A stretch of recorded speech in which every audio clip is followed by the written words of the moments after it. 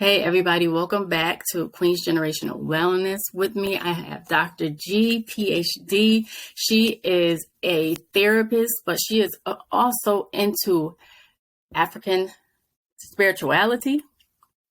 And I wanted to get her up here because, one, she's a therapist and she's into African spirituality. And listening to her story, she was into the church, and going from church to African spirituality is kind of a no-no, if you want to put it that way. But I wanted to get her up here because I want to have different views on everything and different people sharing their stories. So how are you today? And how about you? I'm good. Where are you from? Well, I say I'm from the East Coast. I'm originally from Delaware, All and right. I currently reside in the DMV area. So we have a All snow day. right. So if you see the lighting change, it's because it's completely white outside, and the snow Same is. here. I'm on the East Coast too. So yeah, it's real bright right now, but then, you have those moments. Mm-hmm. So I wanted to talk about the melanated community seeing a therapist, because we know I was in the church too. So as being a member of the church, it's not really talked about seeing a therapist. It's more go pray about it and it'll fix itself. It's not really, we go to a doctor, we go to a dentist, you break a bone, you go to an ortho. It's not really talked about seeing a therapist. Mm-hmm. So what are some tips you can give people? Even, we're not demeaning God, but sometimes we need to talk to someone. Mm-hmm. And that's a great place to start. And I will say, I've grown to a space where I respect where people are at, and I still respect the foundation I received from the church. Right. Let's just start where you wanted to head here with the mental health piece and counsel. When I say mental health, I mean health, period. That doesn't mean that you have a disorder or a psychiatric condition, right? You could, which is, we have to acknowledge that as well. But, Right. we all have mental health. I hear our community using that term, I would say inappropriately, as a stigmatism, as a stigmatizing, I should say. Whereas it's just like you have physical health and well-being. Right. You have mental health and well-being.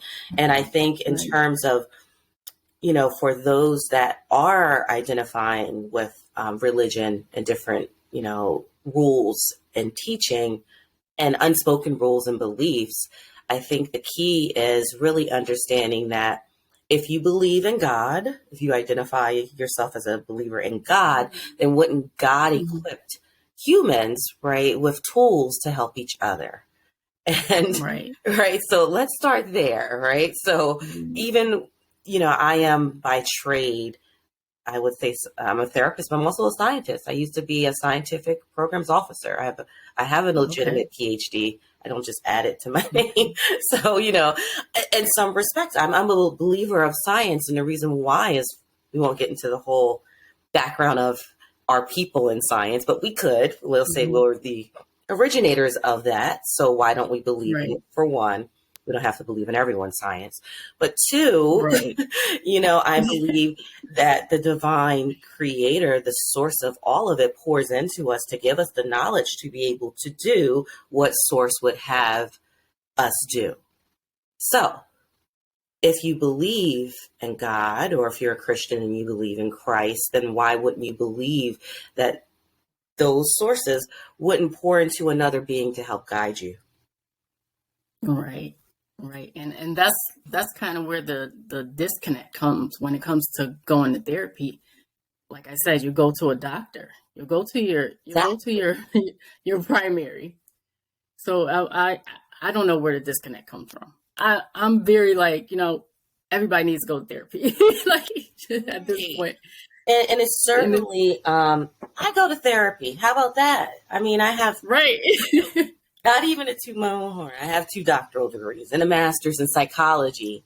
I go to therapy because it really, for one, it just feels good to have someone to listen, unbiased, right? Like an unbiased opinion, not your friend, your girl. You're like, yeah, He ain't no good. Okay, that's not necessarily helpful, right? Or, oh, girl, you know you're great, you're spectacular. Well, we have things we want to work through, and I need someone to point those things out to me unobjectively, right? To say, well, in that situation, could you have done it differently without me feeling like I have an invitation to yell at them or pop off on them because I have this personal relationship with them? I need that external person to look at things with a different lens and a trained lens, right? They know how to not trigger. They know when to validate my feelings. And that is just maintenance. You know, it's maintenance to help you through your life. I don't need to go to therapy just because I have something going on. That's why a lot of people won't admit it as well. Because if my life is supposed to be grand, you see me smiling on Instagram, right? Who am I to say, wait a minute, you have a therapist? Well, what's going on with you? Right? Well, for one, life, because we all live it. And two, it's just, to me, it is part of wellness. Yeah. That basically sums it all up, especially with you saying you're a therapist, you're a scientist, and you go to therapy regardless of what's going on. You're still going to therapy. So I think a lot of people are just, you don't know what you don't know. Right. But when you say something and then you're kind of like, well, what do you want to go to therapy for? And you're crazy. It's like, come on. We got to get out of that feeling like, oh, you're crazy if you go to therapy, because that's not the case. Right. I will also say some of our, I'm sorry, I didn't mean to. Go ahead. No, go ahead. But some of our, I will even say our males, our men, but I say males because I'm also referring to our boys in our community, have had experiences with mental health professionals. For example, and a lot of my work professionally has been around children with what we would call sensory processing disorder, and also ADHD and autism and trauma. And when you look at our community, a lot of us have gone through a lot of trauma, right? I mean, from the beginning, the indigenous people, period. And so when you live with trauma, you present in a certain way. And even our personalities, we do present differently, culturally. We do. That's the beauty of us. That's what people love about us, right? And so when you put that into these different environments, it's challenged at times. And our boys have been challenged in the school systems, have been challenged by teachers and professionals that may not understand them. And they get labeled as oppositional, defiant. And they have had exposure to healthcare workers, mental health and behavioral health workers. And it hasn't always been a great experience. I know I've heard grown men talk about their experiences of, oh, I'm not great. You're going to a therapist. I'm not going. It's horrible. Because of that, they've been traumatized by the systemic racism. So I used to work in the school system, so I get it. I get it. I think we forget. And then when you're talking to someone who didn't grow up like you, they can't relate to you. That's why I said I need to do this, because there needs to be somebody has to fill in the gap, because there has to be some kind of, we need family therapy. We need individual therapy. We need to heal our families. We do.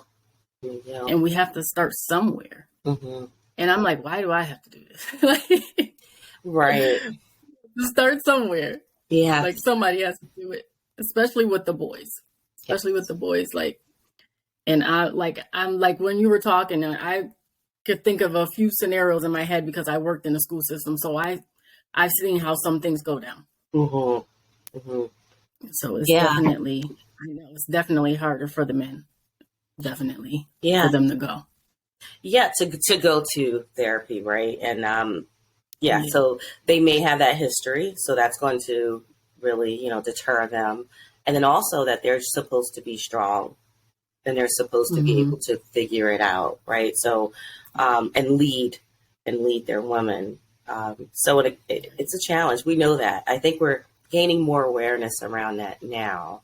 But even when they do go, I've heard a lot of women say they don't stay, right? So we also need to talk about that attrition. We need to talk about how we find the right practitioner, right? The I was practitioner, going to touch on that too. yeah, that's going to Yeah. really So fit. give a few tips on how to find the right person, because I had a therapist and I felt like she wasn't listening. Mm. And I'm like, this is part of the job.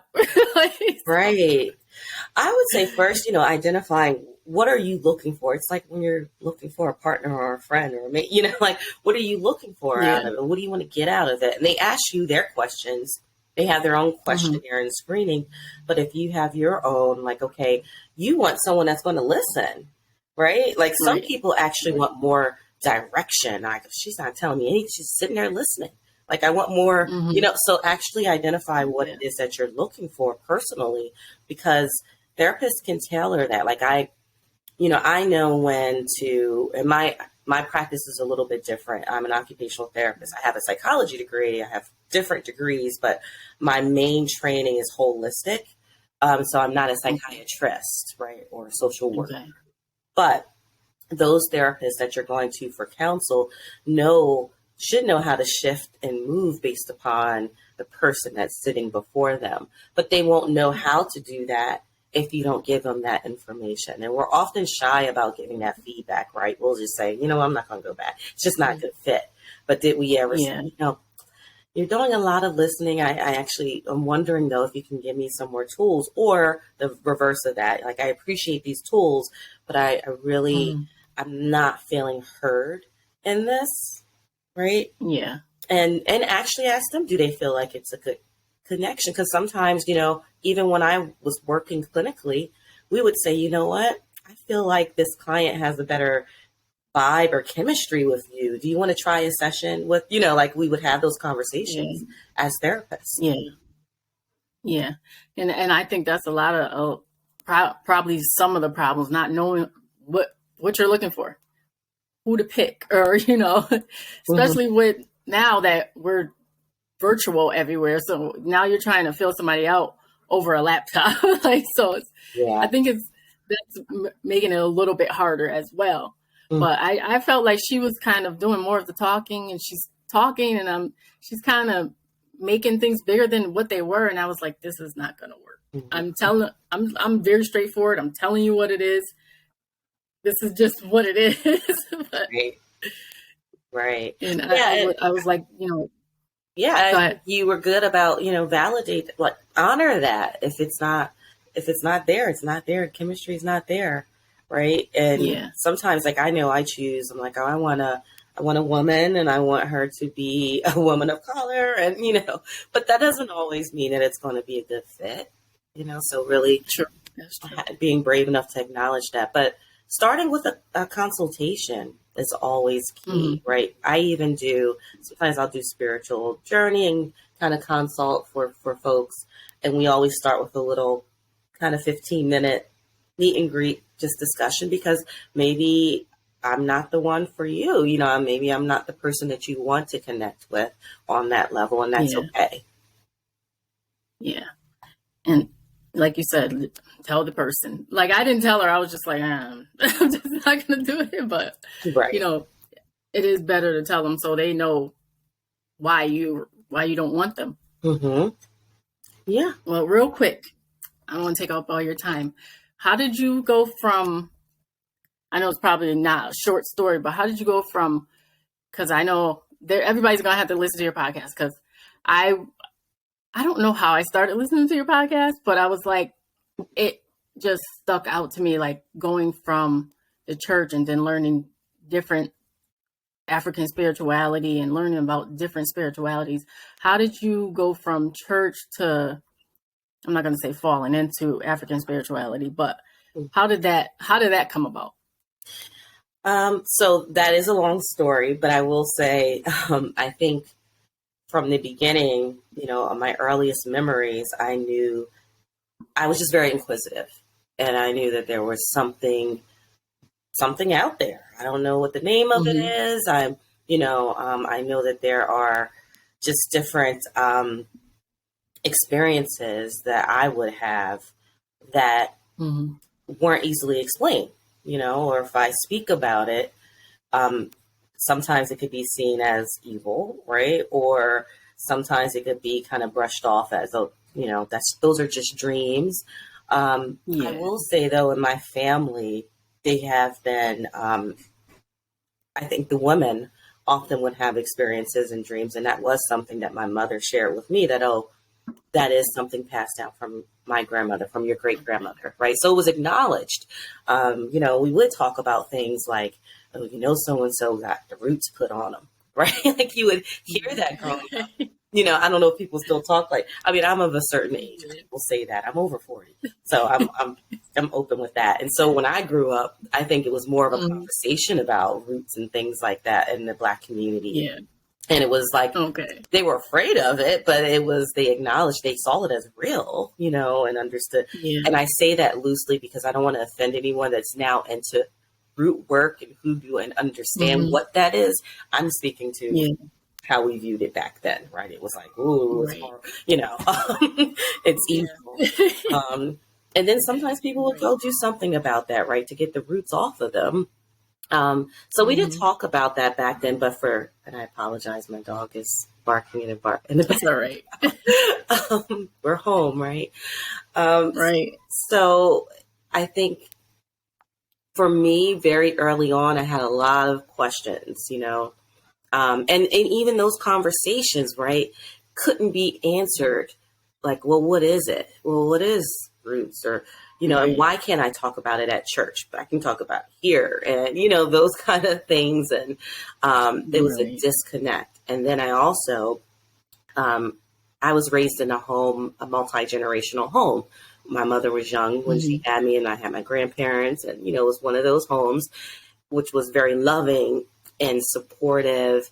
And my grandparents sent me to the private school down the street because, they saw, okay, the school system is kind of failing us, and she has some different talents that we want or whatever. So I went to Catholic school during the week and the Baptist church on the weekend. And you want to talk about questions, that I really had all the questions at that point, because I don't understand, because pastor told me not to, kneel down to idols. But as soon as I walk into their mass, I can't participate in their communion, but I got to kneel down to Mary. I was extremely confused, so, and then we would do confessionals, and I would say, how come, like, I felt like I was being traumatized? And I think back, like it was being forced to tell the priest what I did wrong so he can cleanse me. And then, so it was just a lot of confusion. And again, questions unanswered. The nuns did not like when my hand went up in the air. They were like, anyone else? Is there anyone else that has a question? Not her, not today. So I study, that was the good thing about that. Everything for a reason, right? Because I had religion class, I can't tell you how many years. Like, that is it's not a Sunday school. It was part of the curriculum. So when you want to talk about studying the text, I grew up studying the text, right? And then my mom would take me to the African festivals, and I would always start conversations with people at the tables as a child. And I would leave with free books, right? So I would leave with the Quran. And she's like, well, what are you going to do with that? I'm like, I'm just going to read it. And she's reading down, looking at Islam, like, what is going on? And, I would say, I just want to learn more, and I just want to understand it. And so I would go home and study the Quran, and I would compare it to the Bible. So I was on that journey for a long time. For a long time. A very long time. And it wasn't until after my mother passed that I started looking more. I had a friend that introduced me to, actually, we started reading Children of Blood and Bones together. I don't know if you recall when that book came out. Very good book. And we were talking about a few things. We had already been talking about spirituality and things. And we started talking about the Orisha and Yoruba traditions. And, she shared some things that she knew, which really intrigued me even more. And so even before that, I had started on my journey of, I don't even know what to call it, my journey of truth, of trying to figure out okay, if they tell me this, they just tell me to walk by faith. But I am a scientist and researcher, so I want to know all those people that they mentioned, did they really exist? And if they Mm-hmm. did, why can we find the pharaoh's tombs, but we can't find their burial grounds? Like, I just, like something simple as that got me on a path of seeking truth. And, I will say, to summarize all of this, once I started connecting the dots, I'm not initiated in anything. I'm not, I don't identify, I believe in what I now call the indigenous teachings, because I also have both grandmothers, but my paternal grandmother, I have connection to Native American and my strong connection in my bloodline. Right. So, and being disconnected from that culture, I'm learning more. So I say it's the indigenous teachings. It's just truth. It's connection to nature. That's what's missing from the westernized religion, right? Is that connection to nature, the netter, right? So when I look at that, I started shifting more to that and understanding what my belief is, to better then explain it to family where I was standing, because I had to go through that angry phase, and that probably that wasn't the time to share with them where I was at, because I always tell people it felt like when you learned about Santa Claus and how angry I was, just in disbelief that they lied to me, like my own mother lied, so to me that was it broke just so much trust. That, and then she told me about the Easter Bunny and Tooth Fairy all on the same day. So anyway, that's what it felt like when I discovered truth, right? And so I was angry. Yeah. I was angry. I was like, all these years. And I even was angry because I felt like, gosh, if I knew some things that I knew, maybe my mother didn't have to transition so early on in life. Like, I was going through that level of anger. And so once that settled, and then I realized this is just your spiritual journey. This is part of it. This is part of your purpose. This is why you're here. And now you're equipped to better teach and guide. Then I could share with the family, and they have been very accepting, and some of them have jumped on the quote unquote bandwagon, and others may still identify as Christian, but they're like, I hear what you're saying, and that makes sense, and they're open. Yeah, right. Because when I told certain ones in my family that I was studying to become an herbalist, it was like, an herbalist? What do you mean? Try to pick the roots on. I'm like, they're just like. But now they're like, you got anything for, hey, my stomach is hurting me. What kind of, right. This medicine is not working. And I'm like, I try to tell ya. Exactly. So it's definitely like, I really felt connected to your story, because it was like you said, there's no Santa Claus, but there's no, it was really kind of shocking. And then when you look at some of the things that because I went to a Pentecostal church. When you look at some of the things they do in a Pentecostal church and some of the things they do with African spirituality, I'm like, y'all don't see the similar. No. Okay. I'm going to leave it alone. That actually has strong connections to, I would say, even hoodoo, and strong ties to it. Yeah. Yeah. Yeah. And I'm like, y'all didn't see the. Because I wouldn't ask questions, but I guess, when they say read the room, I was always reading people. So I would watch certain things and I'm like, this looks like this. And then speaking in tongues, I was like, well, okay. I'm just I would just leave it alone. And I was just like, okay. And then, like you said, certain things you couldn't say in the church. But at home, I would say to my mother, when my great aunt passed away, I would say to her, I can feel her.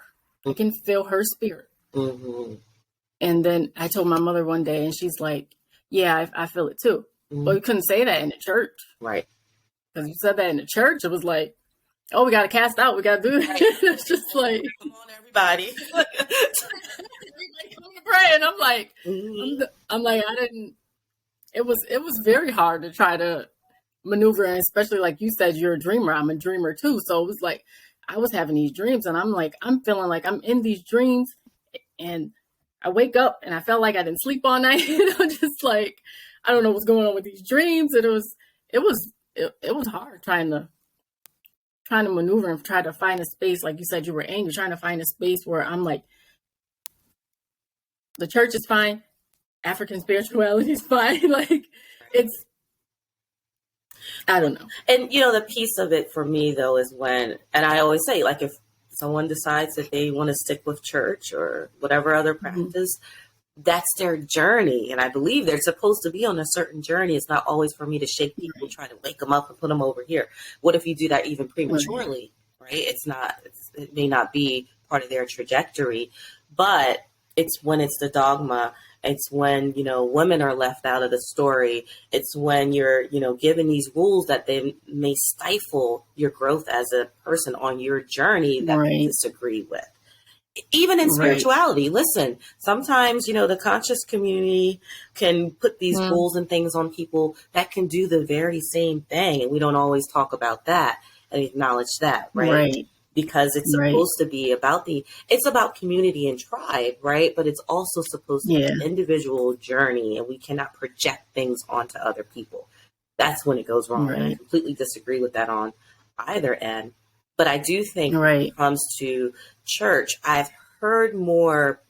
I still listen to different religious teachers and things. I want to hear what people are speaking about. I want to see where things are shifting. And I do hear them talk more about, you know what, we do a lot of preaching and not enough listening these days. And I'm like, wait a minute. And, hold on. Just meditation. What?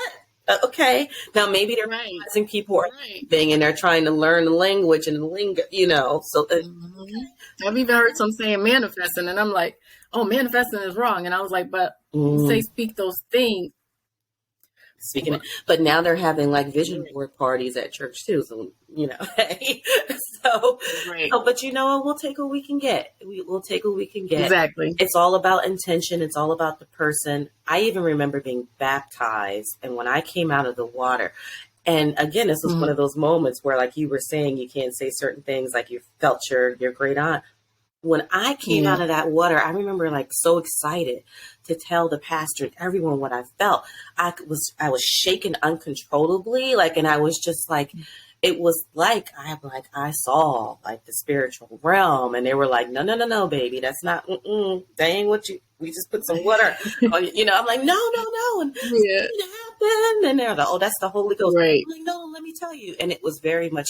That was like very. That was probably for me. That was a personal baptism. It wasn't a baptism into the church, right? That was like I went in the water, which is a strong connection for me. Water sign, and water is just that's my thing. And that was like I felt like the ancestors were like, oh, it's start. Here we go.